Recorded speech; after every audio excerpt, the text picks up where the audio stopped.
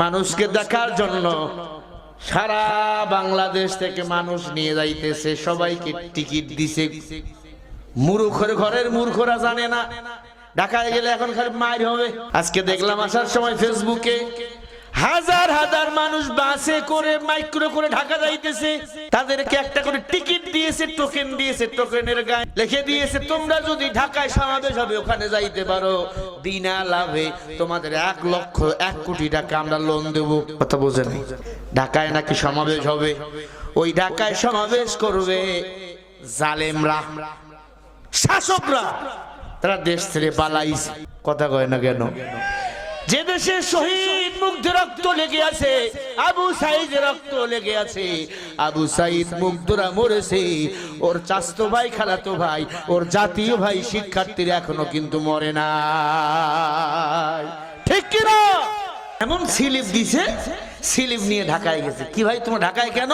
কয় এখানে নাকি একটা সমাবেশ হবে, আমাদেরকে স্লিপ দিয়ে বলছে তোমরা যদি সমাবেশে যাইতে পারো, মিটিং এ যাইতে পারো, 1 লক্ষ থেকে 1 কোটি পর্যন্ত টাকা তোমাদেরকে লোন দেবো বিনা সুদে। বাঙালি তো বোকা, বিনা লাভে তুলাও হয় না, আর লাভে লোহাও হয়। ফ্রি পাইলে বা ফাও পাইলে বাঙালি আলকাতরাও খায়। কথা কয় না? সাংবাদিকরা ছাত্ররা যখন ঢাকায় ধরছে, বল তোদেরকে নিয়ে আসছে, তখন নাম বলে দিছে অমুক এলাকার অমুক দলের সভাপতি, অমুক অমুক অমুক অমুক। ওদের ফোন দিলে ফোন ধরে না। এমন হাজার হাজার মানুষকে বিপদে ফেলাইয়া দেশ থেকে পালিয়ে গেলেন। আবার নাটক করার কি দরকার? এদেরকে বাংলাদেশে পাইলে জুতা পিটা করা দরকার। ঠিক কিনা? গ্রাম থেকে নিরীহ মানুষগুলোকে নিয়ে গেছে ঢাকায়, এখন আসতে পারে না। পুলিশ খালি ভিড়ায়, মানুষ খালি ভিড়াই দিয়েছে, যারে পাইতেছে তারে ভিড়াই দিয়েছে, হুমকি ধুমকি। ও সাধারণ গরিবের দল আওয়ামী লীগ, বিএনপি, কেউ তোমাদের পক্ষে নয়। তোমাদের পক্ষে হলো আহলে হক ওলামায়ে কেরাম, আর আল্লাহ ছাড়া কেউ নাই। নিঃস্বার্থে তোমাদের যদি কেউ ভালোবাসে, আহলে হক উলামায়ে কেরাম ভালোবাসে।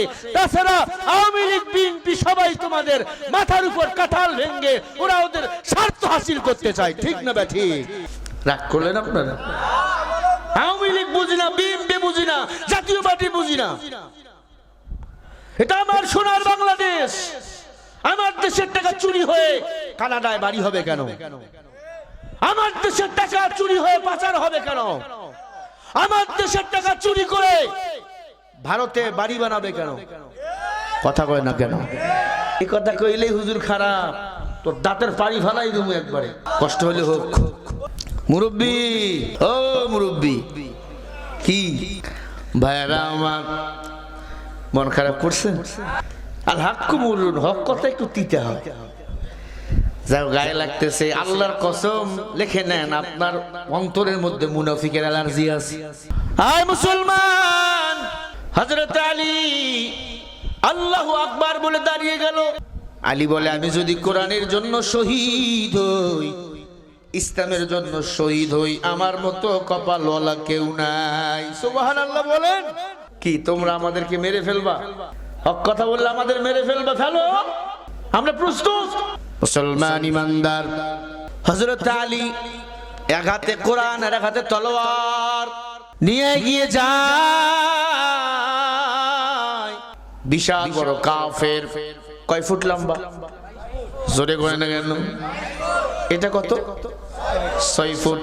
ময়দানে দাঁড়াইছেন লক্ষ লক্ষ মানুষ। বিশাল বড় পালোয়ান চলে আসছে, হাতের মধ্যে 5 জনে তেল দেয়। পালোয়ানা দেখবেন তেল মাখে, চরুগুলো লম্বা লম্বা, উরুগুলো। ছোট্ট একটা প্যান্ট পরছে হযরত আলী, ছোট্ট মানুষ, 8 বছর বয়সী, ইমান এনেছে। সুবহানাল্লাহ বলেন। ছোট্ট একটা জুব্বা, মাথার মধ্যে পাগড়ি, ডান হাতে কোরআন, বাম হাতে ঢাল, আর এক হাতে তলোয়ার। আল্লাহু আকবার।